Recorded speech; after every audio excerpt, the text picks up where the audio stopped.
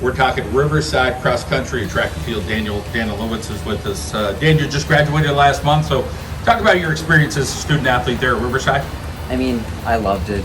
Made a lot of great friends, taught me dedication, taught me to really just put in a good work ethic. I mean, it was just great. Your sister kind of laid the foundation with running. You know, obviously, your parents a big part of that. But talk about getting the bug of when you kind of started, like, okay, this running is interesting to me. So I mean, my first ever 5K was all the way back in 2013. It was just a turkey trot in Nayog Park and stuff like that. My mom even has a photo of me crossing the finish line as a little 7-year-old with untied shoes and all that. But it wasn't really until later on in 6th grade. That's when I started running more local road races, and then I started training for those road races because I wanted to get better at those. You know, my parents would follow me on the bike as I would just run around the neighborhood, making sure I didn't get hit by any cars or anything. And here we are. It's you're going to move on. So let's talk about the college choices. Who was in the mix, and then finally, where did you decide to attend? So really, my top three it came down to was Mount St. Mary's, which is right on the border between Maryland and Pennsylvania, near Gettysburg. There was also Slippery Rock University over there by Pittsburgh, and of course UMBC. And I just ended up choosing UMBC because I first met the coach on one of my sister's recruiting trips, and then he reached out to me online, asked if I wanted to go for an official visit. Went there last October, loved it. The campus was great. I got along great with the team. The food was also pretty good. There's always that combination stuff. Sister went to Buffalo, and success. You're looking for success as well. What will define success for you? Is it being a top runner, or is it just enjoying the whole experience? Wherever the running falls, it falls. I mean, enjoying the whole experience is definitely a very important part. But really, I just want to be an asset to the team as a freshman. And another really big goal I kind of have is to make cross regionals, which is actually at Penn State this year. And my mom actually ran at Penn State, so it'd be really cool and exciting to just get a chance to run at my mom's alma mater. Talk about taking care of the whole 9 yards. You got to take care of everything.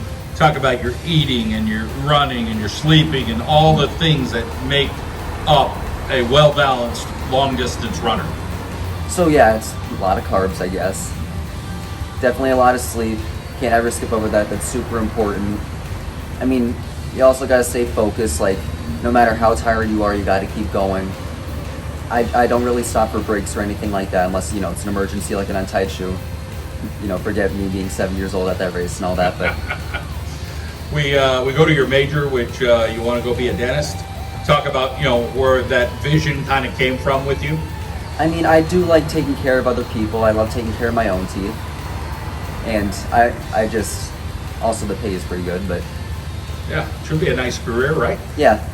Your family, obviously, you owe a lot to them. Talk about all the little things or, stories about that motivating you or, staying after you or just being good for you. So really my family and friends, they're the biggest supporters of me. My mom and my aunt, who both running at Penn State, really that's where I got the confidence and the encouragement to just start my own running career. And then my dad was, a coach for me in T-ball and Little League and basketball and Taylor and music. He taught me to have a good work ethic, never to give up. I can't thank them enough. Also, I just had really awesome coaches like Jared Godlewski. He coached me from the summer of my 7th grade year all the way up through my senior year, and also my personal coach, Dylan Gehringer. His workouts really took me to the next level. Any teachers, staff members, administration, anybody at the school that you could say, thank you, or a favorite teacher, somebody along the way, or I'm sure there was more than one, but. I really would like to thank, our superintendent, Mr. Paul Brennan. He's been a great inspiration, has shined a lot of light on the program. I can't thank him enough for it.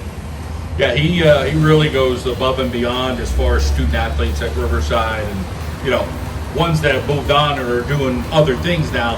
He likes to shine light. There's a lot of Viking pride. How about your pride? And one day thinking, when I make it, so to speak, giving back to the Riverside community in some way.